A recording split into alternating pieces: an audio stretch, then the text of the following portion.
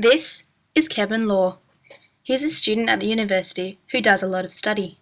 He came to us complaining of back and neck pain, so we made some observations.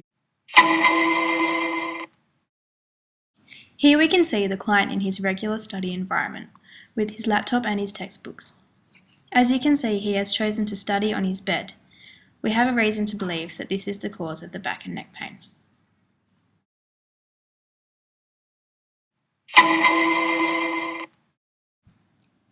We will begin from the superior aspect of the body. Starting at the neck, we will be looking at the cervical region of the spine and the intervertebral joints.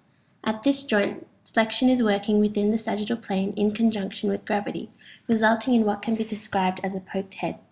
Therefore, the extensors of the cervical region are bilaterally contracting eccentrically. These muscles are the sternocleidomastoid, splenius cervicus, splenius capitis, semispinalis cervicus, and longissimus cervicus. Moving to the thoracic region, we can see that there is an increase in thoracic kyphosis, which can be described as a hunchback. In this section, there is strong flexion in which the extensors work bilaterally and contract eccentrically.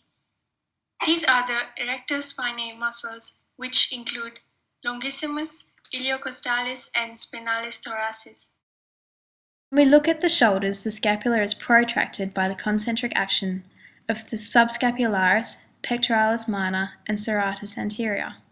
At the glenohumeral joint, deltoid posterior and latissimus dorsi abducts the shoulder horizontally. In the lumbar region, there is a decreased lumbar lordosis.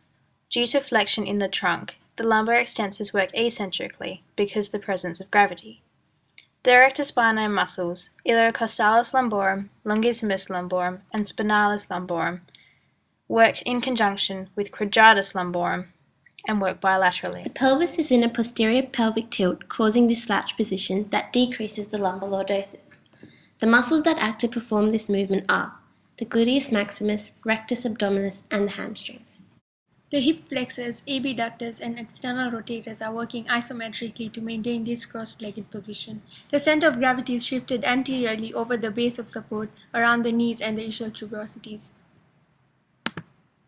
In this picture, you can see the spinal curvature and in particularly the increased thoracic kyphosis and the decreased lumbar lordosis.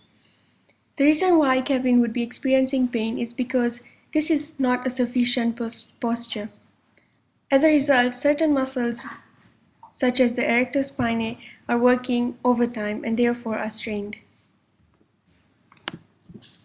As occupational therapists, we would aim to change the environment and physical surroundings of the individual with regard to the occupation.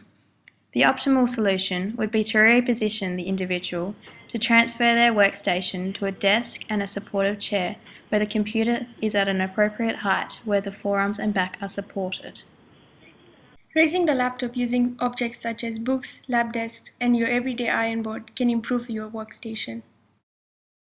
Back support is essential, so sitting against a straight surface such as a wall or a bed head with cushions or rolled up towels would support the back and the optimum spinal position. To minimize pain experienced from this posture, we would recommend stretching your neck. By doing this, you are preventing long-term injury and pain. You can do this in your chair by flexing, extending, and laterally flexing your neck from side to side. We would also recommend stretching your back. You can do this in your chair by laterally flexing to each side.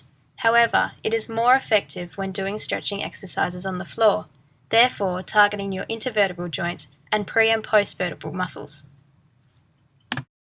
It is also important to take regular breaks during your study time. This includes actually getting out of your chair and not going on Facebook. We surveyed a number of students from universities, schools, and educational institutions. Majority of them admitted to studying on their bed. It is most common for taller individuals to have a greater problem with this posture. If you feel uncomfortable after studying like this, these are probably some of the reasons why.